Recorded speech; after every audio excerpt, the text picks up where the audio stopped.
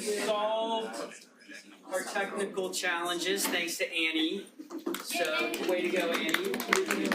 Chris was the one that figured it out. Always the crux of every meeting here on campus is AT. So, if you go out into the working world, when you start talking publicly, you'll soon realize that that is your biggest source of stress, is the PowerPoint every single time. All right, well, it's great to see everybody. My name is Chris Winter, for those of you who I haven't met yet, and I'm the Executive Director of the GWC Wilkinson Center here at Colorado Law School. It's great to have everybody here. I'm excited that so many folks are interested in our scholarship and fellowship opportunities. And so we're going to run through them today. And we'll also have an opportunity to hear from students who have been awarded those opportunities, who've benefited from those programs. And so this is kind of the start of the conversation, and we'll talk a little bit about the application cycles, which are coming up. And we'll also talk a little bit about some outside opportunities that you all have through other organizations as well. And the goal is really to make sure that you all know about opportunities not only to get funding to support your interest in environmental law, but also opportunities for you to plug into some substantive work through those scholarships and fellowships. And so that can really benefit your career trajectory, give you an opportunity and window into learning more about the profession, and hopefully give you a platform to launch into the field later in time. So you all are incredibly lucky to have all of these resources at your disposal. I tell this story to other folks, but when I was going through law school and graduated a long time ago, not only were there no tenured tenured professors who were teaching environmental law, there were no scholarships, there were no fellowships, there was no nothing. We all had to kind of figure it out as we go. So everybody here, you all are incredibly lucky not only to have amazing faculty, centers, and programs to learn from and to benefit from, but also opportunities for financial support and assistance, which is really, really important. So I'm going to run through and talk about the various opportunities, and then after each one, I'll invite our student leaders to come up and share a little bit about their experiences, and hopefully we'll have a little bit of time at the end. Also, we're upstairs on the 3rd floor. Annie's the assistant director, I'm the director. Reach out anytime. If you have questions about any of these programs, if you have questions about the job market and the profession of environmental law, the transition, if you're feeling stressed about the state of the world and what environmental law means these days, I don't have any answers to those questions, but you're welcome to come and ask me. And I'm happy to just share some anxiety with you. But let's start with the We Scholars Program, which is the largest opportunity we have for all of you and is really exciting, and it's really a tremendous resource. So the We Scholars Program here at the University of Colorado Law School is funded by the Weiss Foundation, which is a charitable foundation that's dedicated to land conservation in the United States. So it's a charitable foundation dedicated to land conservation and has decided to launch this program to support emerging leaders in land conservation at academic institutions around the country. And Colorado Law School is one of a couple of law schools, but there's also other types of academic institutions that are part of the program. And so really the goal is to identify and nurture a new generation of leaders in land conservation, and it provides financial support to students, graduate students who are committed to careers focused on conservation. So here at Colorado Law School, we're really fortunate because we have funding from the foundation to support 2 We Scholars per year. And so they'll be selected on the basis of their leadership potential, commitment to furthering U.S. land conservation, commitment to pursuing a career in the nonprofit or public sector, and financial need and academic strength. So that's kind of broadly the characteristics that we're looking for. And so strongly encourage all of you who are interested to apply. And we'll talk a little bit about what that process looks like. But it's eligible right now for students who are enrolled as 2L students. So for those of you who are 1Ls here, you can learn about the program now and start thinking about it. But you're eligible to apply during your 2L year. We're looking for a demonstrated interest in pursuing a career furthering land conservation. And the program provides funding based on public interest employment after you graduate, and we'll talk about how that works in a minute. But we're looking for a stated intention to work after graduation in a position with a nonprofit organization, a government agency, or other qualifying employers, which we can talk about, that are focused on land conservation policy and management in the West. So that's very broad, and we can also talk a little bit about how to kind of interpret that framing of land conservation policy and management in the West. But come and talk to me if you have questions about that, because it sounds kind of narrow, but the Weiss Foundation has a lot of flexibility in how that's interpreted. So a lot of potential employment opportunities that touch on environmental and natural resources law will qualify. Okay, so here's the benefits, and it's a pretty amazing program. So the total financial award for the program is designed to provide you up to a third of the total cost of your law school education, including tuition and expenses. So if you qualify, by the end of the time that you receive funding, you will have received a total of 1/3 the cost of your law school education. It's paid as 1/6 tuition while you're enrolled. So during your 3L year, between the time you get the award and the end of your 3L year, 1/6 of the cost of attendance, plus 20% of that amount payable in 2 installments over 24 months. So it's intended for the use by the student to repay federal student loans, and the postgraduate awards are given after 12 and 24 months of working in a qualifying field. So you receive some of the money during your 3L year, and then you receive 2 more payments after each of the first and second year of post-grad employment in qualifying employment. Okay, so it's an ongoing program. You also get a $7,500 stipend for a summer internship between your second and third year. Okay, and I know a lot of you are looking for those jobs right now, but that can also provide a really good opportunity for you to get public interest environmental experience during your 2L summer. You also get $3,000 to sponsor a training and professional development activity for your colleagues during your 3L year. And there's a really cool summer retreat where you get to go and meet the scholars from all over the country and network with folks who are doing similar work. And then on an ongoing basis, you get plugged into the network of scholars from around the country, folks who have gone through the program. So there's a lot of really amazing benefits. Finances are certainly a part of it, but that's not the only component. Okay, so the qualifying employment, it's designed for nonprofit government agencies and other qualified employers. So a lot of the folks that have been through the program have gone on to work for state AG's office, the Department of Interior Solicitor's Office, the United States Department of Justice, also nonprofits qualify. And if there's other types of qualifying, other types of employment, creative ideas that you might have, we can go to the Weiss Foundation and try to get that cleared by the foundation. So they have open this possibility of having them approve kind of on a one-off basis, other kinds of employers. Okay, but usually it's a federal agency, a state agency, or a nonprofit. The post-graduation awards are going to be divided evenly into 2 payments to be made after the scholar has completed 12 and then 24 months of qualifying employment. We talked briefly about that. Qualifying employment has to be completed and the award application submitted within 36 months of the scholar's graduation. So, and it's designed for full-time employment. Okay.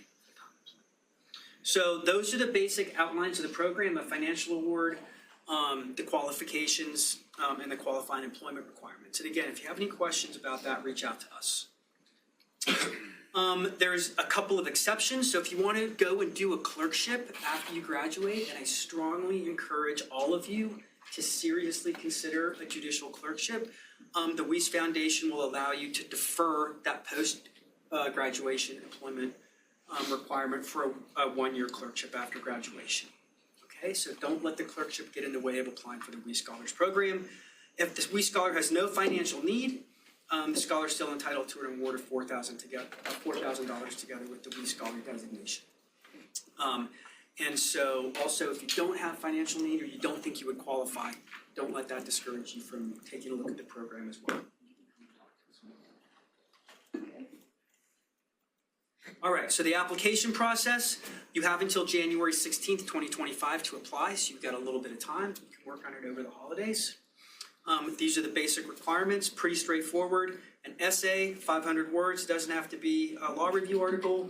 A resume, which y'all have probably already been working on. An outline of your remaining course studies, so that should be pretty straightforward. A letter of recommendation, so I'm sure y'all have already been thinking about those as well.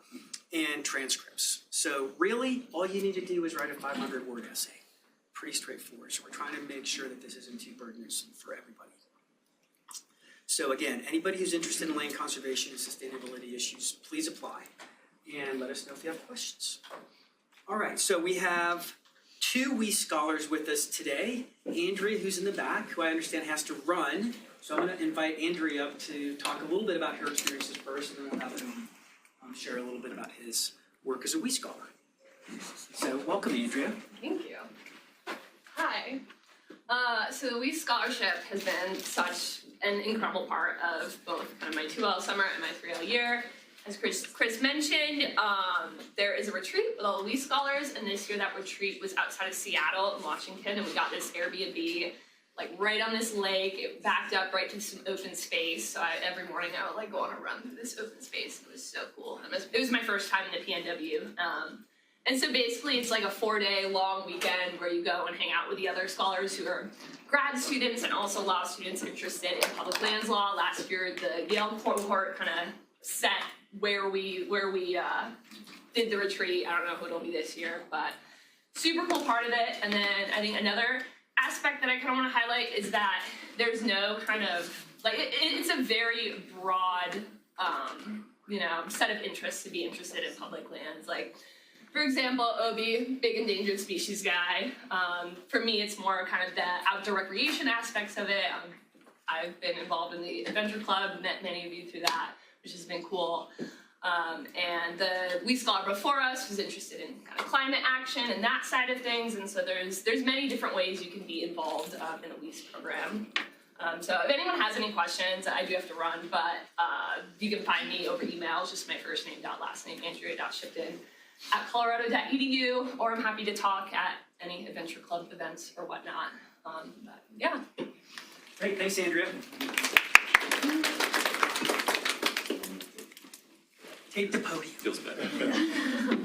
So my name's Obi Johnson. I grew up on the Gulf Coast of Florida around lots of cool wildlife, but not many public lands, so I think that sort of fueled my interest in endangered species work. But I came out to Colorado, down to Golden for undergrad.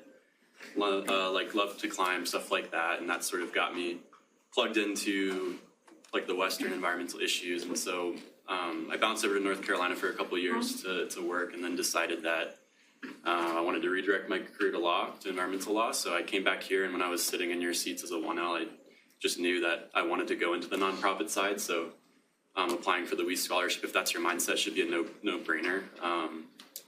Nothing to lose in that sense, but yeah, I think there's like so many benefits to this program, and I think one to really underscore is just being plugged into the GWC and the WES network generally.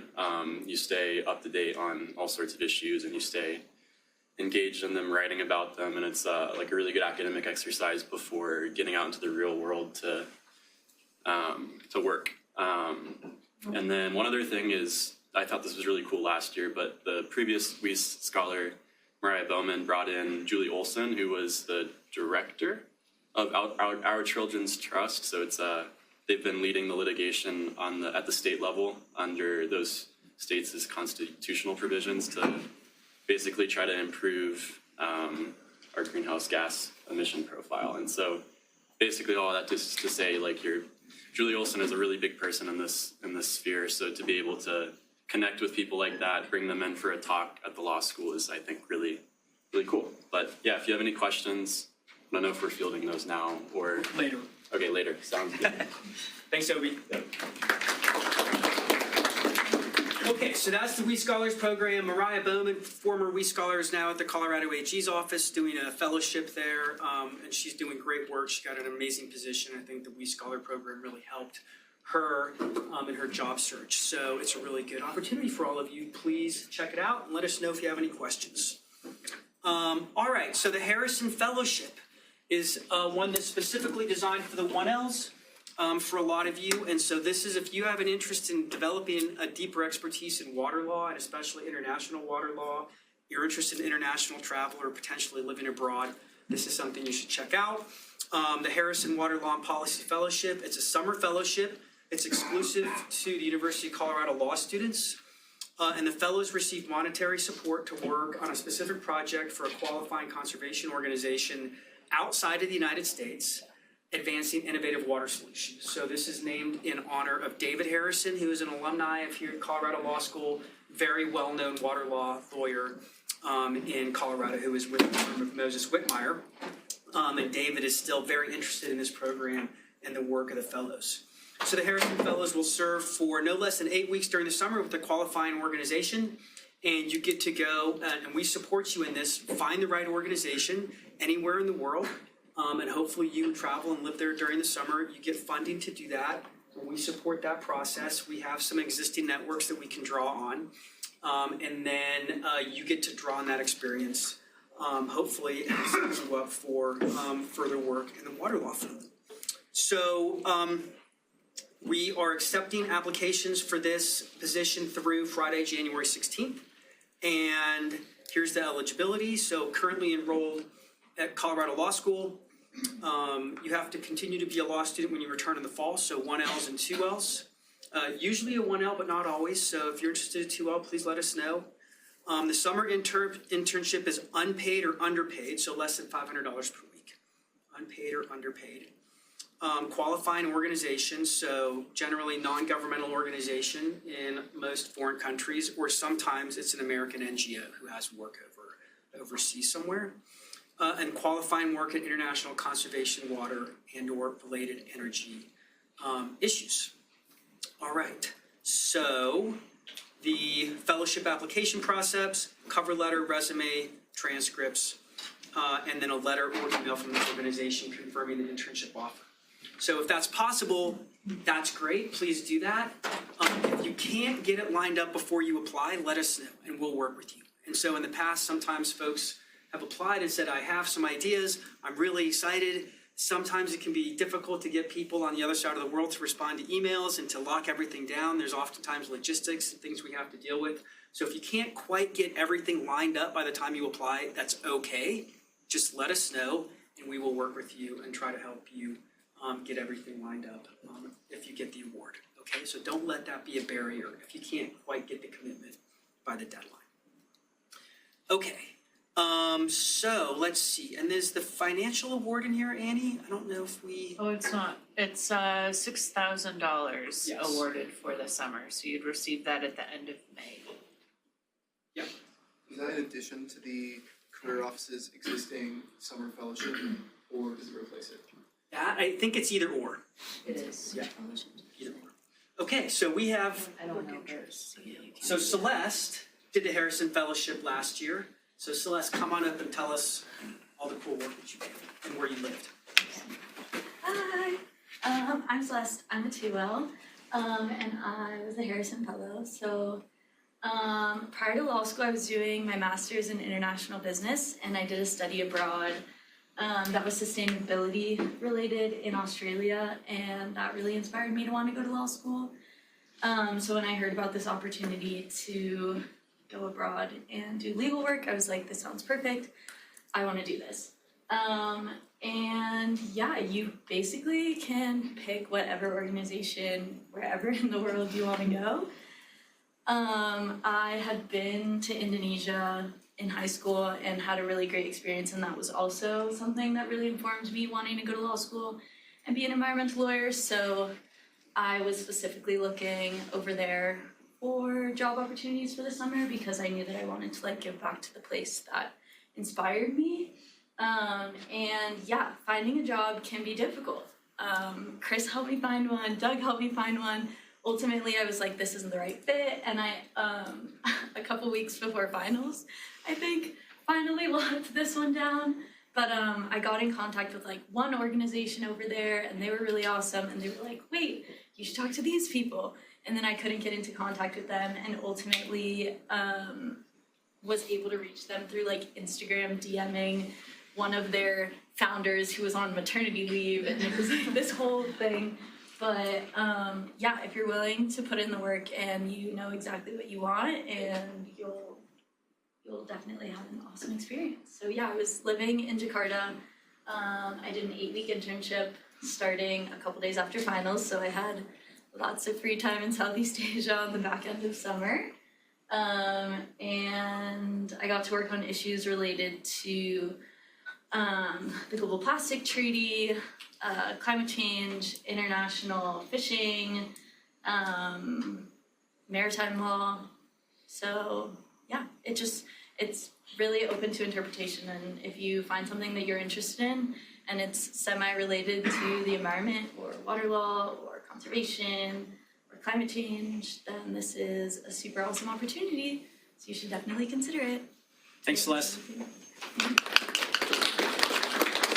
Okay, so, amazing opportunity to get supported and to have financial support to go live abroad over the summer. Really unique. Your first summer, especially when you're a 1L, provides you a little bit more flexibility to do creative things like that. So if you're one of those kinds of people that's curious about checking out another place, definitely take a look at this opportunity.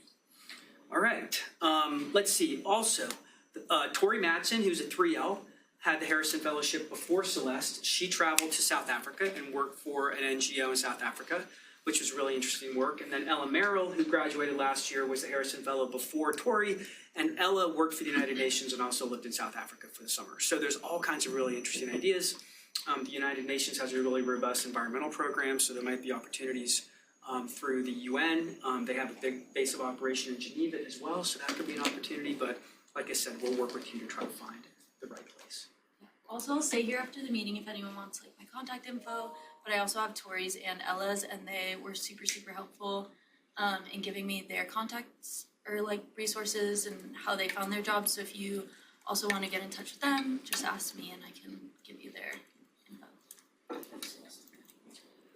All right, so the next one is the Conscience Bay. Conscience, this is actually misspelled. It's Conscience Bay, not Conscious Bay. I missed that. That happens all the time. Conscience Bay Company Western Water Policy Fellowship. It's actually spelled right on the first sentence, but then the Conscience Bay Company is based here in Boulder, and it's a developer, but they also have sustainable ranching operations. So they've become one of the largest landowners and ranching operations in Colorado, and they're pioneering sustainable ranching operations. They're doing a lot of scientific research into efficient water use and modernization of water use, and so they have a really robust interest in water policy. And so they support this program here at Colorado Law School because they want to help nurture the next generation of leaders in the field of water law and policy. Their president is an alumni of Colorado Law School, deeply influenced by David Getchis and Charles Wilkinson. And so they're just really deeply invested here in this program at this academic institution and the success of the students in Western water law and policy. So this fellowship provides a Colorado law student with hands-on experience in Western water law and policy, as well as mentorship, professional development, and opportunities for scholarship and networking. So anybody here who is interested in Western water law and policy are encouraged to apply. It's a really great program. So you have to be currently enrolled University of Colorado Law School students who will continue to be Colorado law students returning in the fall. So 1Ls and 2Ls. The stipend, it supports you to work with the center for about 10 hours a week, doing research and other legal related projects during the fall and spring semester for $20 an hour. Scheduling is flexible to accommodate your coursework and other commitments. But through that work with us, you get to be plugged into issues that are evolving in real time on water law and policy across the West. You get plugged into the leading edge of the developments of water law and policy, and then you get to deepen your expertise in that field by working on those issues. So really unique opportunity. We can help connect you with leaders in the field outside the law school. You get to work with the faculty and the leaders inside the law school and really spend some time thinking through where this field is going. And the field is incredibly dynamic right now. You're probably going to hear a lot about the Colorado River in real time over the next 24 hours if you're paying attention to the media. So plug into what's happening in the next 24 hours. It'll be really interesting.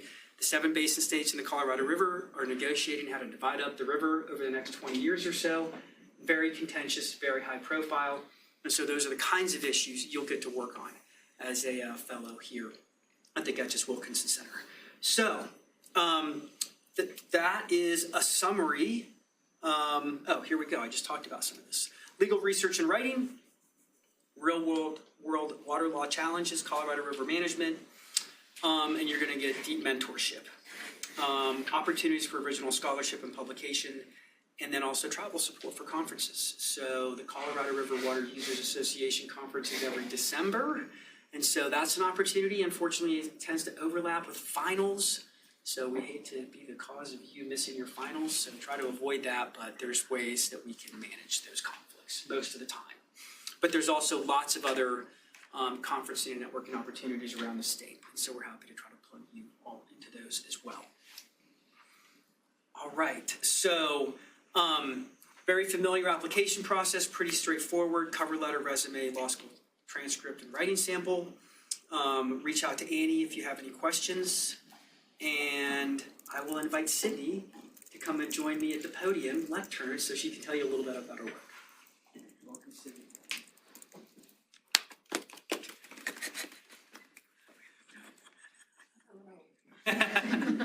I'm Sydney Stellato. I've been fellow for like about a month now, so really gotten to like dig my hands into water law. I came into law school wanting to do water law because it's like a really good intersection of like history, geography, and you don't really get to like dip your toes in it, get the metaphor, until like your like later 2L years. So being able to like have this fellowship has been like really insightful and learning a lot about water law. And you have a lot of flexibility for research and stuff. I don't really have a lot to say because it's only been a month, but if you have any questions, I would love to answer them. And it's great. You should apply, but next year, because it's my job right now. Thanks for that disclaimer, Sydney. It's been great working with you. Oliver, who graduated last year, was the CBC Fellow last year, and he's now working at a clerkship for a state water law judge in the West Slope. And so he's doing great work. Question? I just want to, you said 1Ls can apply, but online it says only 2Ls. So, Annie, it's designed for 2Ls to apply for their 3L year. Or no, it's open for 1Ls or 2Ls now. Yes, It will be 2Ls or 3Ls next year. exactly. Okay? Because Sydney's a 2L right now. Yes. Okay. All right, so let's talk about the last one that we oversee at the GWC, and then we'll talk about a few more opportunities. So the Woodruff Memorial Scholarship is established by the Boulder law firm of Moses, Whitmire, Harrison, Woodruff. There you see the Harrison name again, David Harrison. Whitmire, does anybody recognize that name from the courtroom? Exactly. So this law firm is deeply connected to the University of Colorado Law School, and we really appreciate their support. The scholarship is in memory of Charles Woodruff and promotes excellence in the practice of natural resources law and is awarded to a student from rural Colorado who demonstrates academic excellence and functions as an intern at GWC, so about 40 or 50 hours of work. And so it's also a way to get the mentorship that we can offer and to deepen your expertise in an issue that you're really interested in. So we work with you to kind of shape what the right project is. The requirement to be from rural Colorado is fairly open, so don't think that you have to be born and raised there your entire life. And so just come and talk to us if you have questions. So who got the Woodruff Scholarship before Merrill? Zane, right, who grew up in rural Colorado. And then before Zane, Addie, right. And she grew up in rural Colorado as well. But they'll also consider you if you've just lived in rural Colorado at some point in your life. So the student who got it before Zane had only lived there for a couple of years. Yeah. And so anyway, it's pretty open. So come and talk to us if you have questions. And I will invite Meryl up to talk to us a little bit about her experiences. It's been great work with Meryl so far. So eligibility, currently enrolled students who will continue to be Colorado law students returning in the fall. So 1Ls and 2Ls and from rural Colorado or resident of rural Colorado at any time. And then here's some of the opportunities. So Meryl, come on in.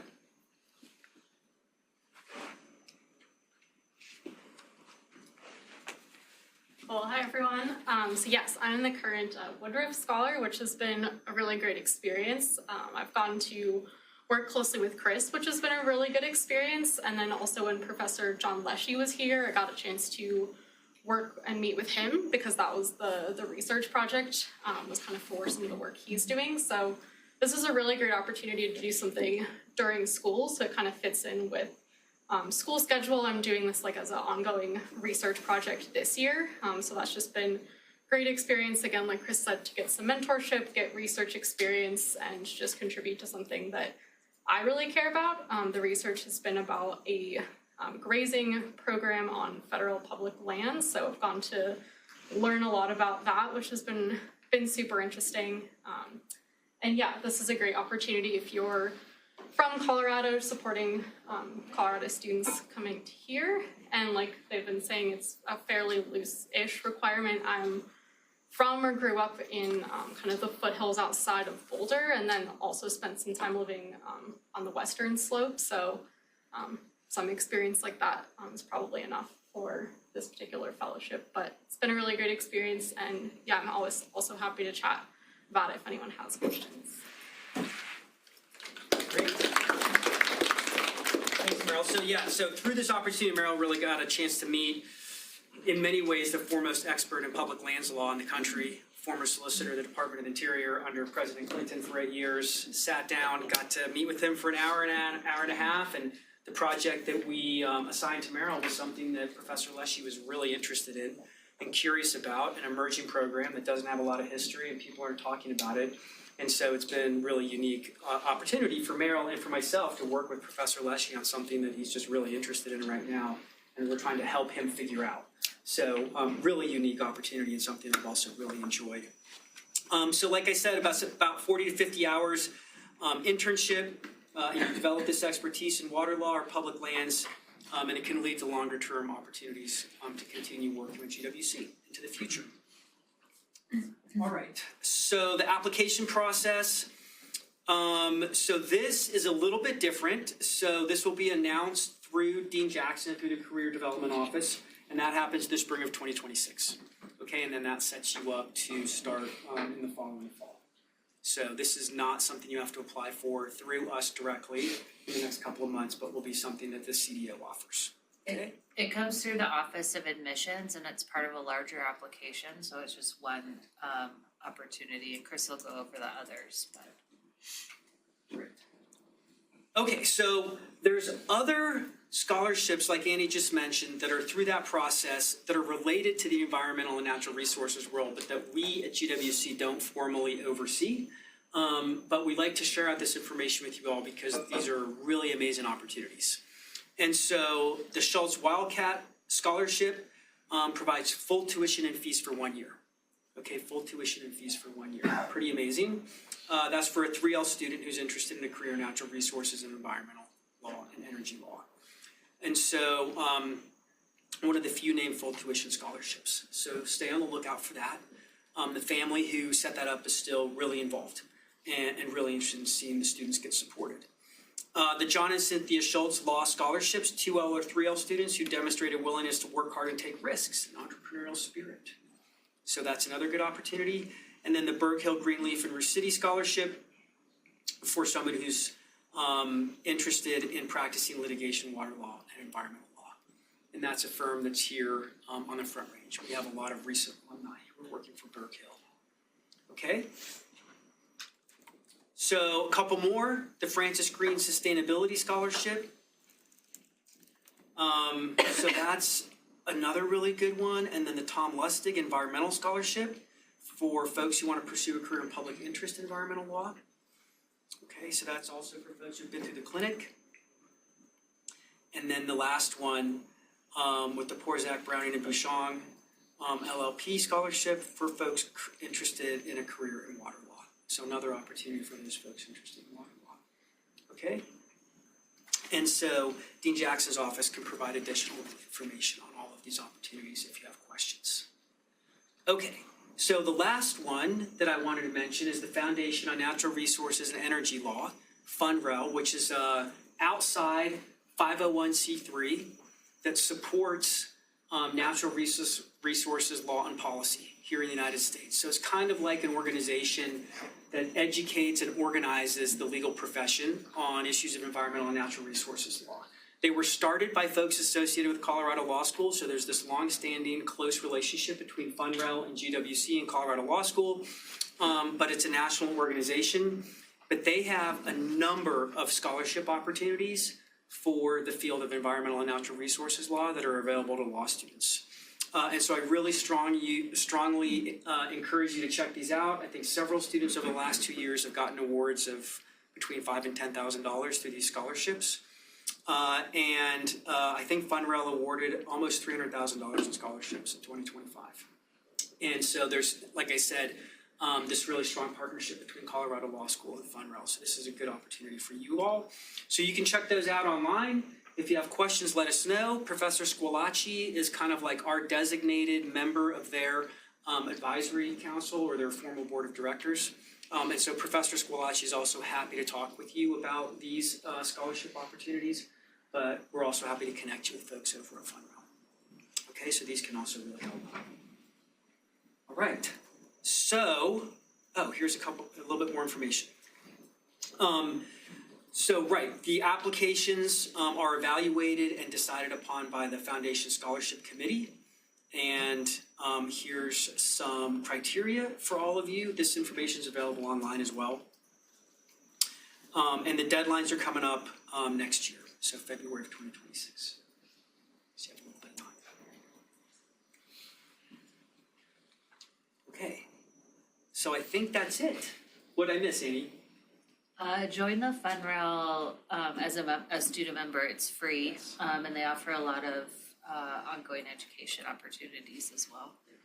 And the last thing I'll just say is that one of the best parts about all these programs is that we have, an informal group of student leaders at GWC. We have a weekly meeting, lunch meeting, do other things together. So it's an opportunity to just, build a team environment at the center, support all of you in your interest in developing and expertise in the field, build a little community here inside the law school, and just help plug you into what's really happening outside the walls of the law school so you get to know and learn about what's happening in the field.